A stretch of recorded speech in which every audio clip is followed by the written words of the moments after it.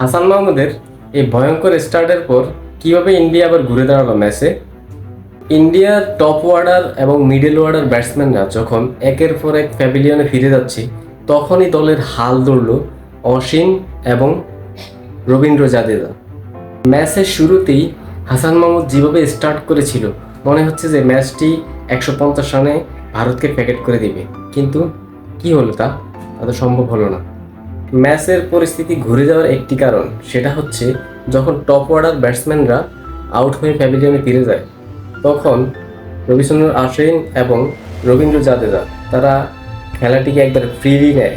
তারা কোনো প্রেশার নেয় নাই। প্রেশার না নেওয়ার কারণে তারা যেভাবে ব্যাটিং করেছে, টেস্ট ম্যাচকে টোটালি ওয়ান ডে ম্যাচে রূপান্তরিত করলো। ওইভাবে ম্যাচটি উইদাউট প্রেশার মুক্ত তারা ম্যাচটি টোটালি পরিবর্তন করে দিল স্কোর। রবিচন্দ্রন আশ্বিন ইতিমধ্যে 100 করে ফেলেছেন, রবীন্দ্র জাদেজাও 100 করার পথে, কিন্তু কত রান করতে পারবে তারা? মনে হচ্ছে তারা 450 বা 475 গিয়ে থামতে পারে। কালকে সকালে যদি পিচের আচরণ একটু চেঞ্জ হয়, তাহলে তাদেরকে 400 রানে বা 420 রানে আটকানো সম্ভব হবে। এখানে ডিপেন্ড করবে পিচের উপরেই। আমরা চাই বাংলাদেশ ম্যাচটি জিততে না পারলেও শুধু ড্র করলেও অনেক ভালো হবে, কিন্তু এই ক্ষেত্রে ইন্ডিয়া আমার মনে হচ্ছে বোলিং পিচে করছে। বোলিং পিচ এতটাই মারাত্মক হবে, কারণ ইন্ডিয়ার বুমরাকে ঠেকানোটা বাংলাদেশের জন্য অনেক কঠিন হয়ে যাবে। 420 রান বা 400 রান যদি না থামাতে পারে, তাহলে বুমরার অ্যাটাকে বাংলাদেশের টপ অর্ডার এবং মিডল অর্ডার ভেঙে যেতে পারে।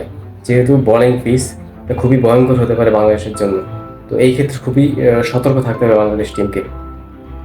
কাল সকালবেলায় ম্যাচ যখন শুরু হবে, তখন যদি পিচের আচরণ ঠিক থাকে, তাহলে হাসান মাহমুদ যদি বল করে, তাহলে হয়তো 400 বা 420 রানে যদি ইন্ডিয়াকে প্যাকেট করতে পারে, তাহলে বাংলাদেশের জন্য একটি প্লাস পয়েন্ট, হয়তো খেলায় ব্যাক করতে পারে।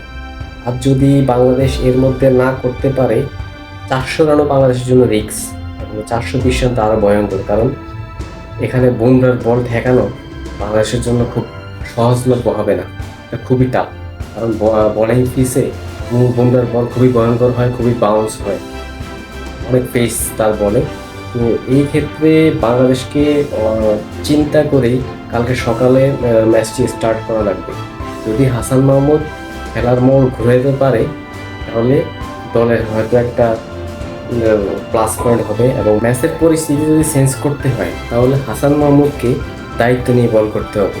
হাসান মাহমুদে পারবে এই ম্যাচের মোড় ঘুরিয়ে দিতে, কারণ এই পিচে হাসান মাহমুদের বলের যে গতি, এটা খুবই কার্যকরী।